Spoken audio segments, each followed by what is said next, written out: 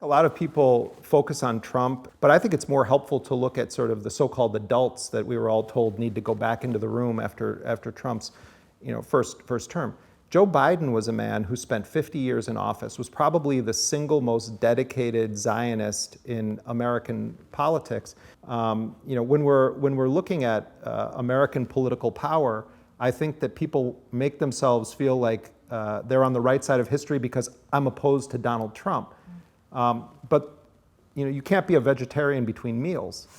And I think that if you don't have the honesty or integrity to recognize the sameness of tactics and policy and the wielding of power that exists between the Democrats and the Republicans, you can't have an honest discussion. I remember after 9/11, all the horrors about Bush and Cheney.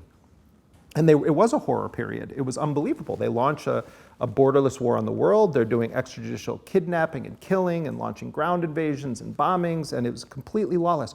When we look back now on that, it's almost quaint the way that they approached, well, things have to be, they were almost like fanatically dedicated to trying to follow the law compared to what now happens where it's just like, we can just assassinate anyone. We can kidnap heads of state, et cetera. I mean, I think Dick Cheney, if he was alive today, would just be like looking at Donald Trump and seeing like, why did we waste all this time even pretending that we needed to follow any laws whatsoever? Because it's so lawless.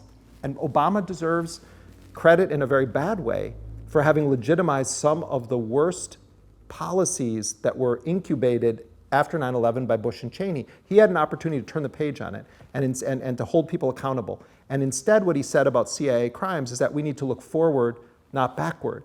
And the failure to hold those war criminals accountable from the Bush era, for those 2 terms of Bush and Cheney, set the stage so that the Gaza genocide can happen, so that the crimes that the Trump administration is committing can happen.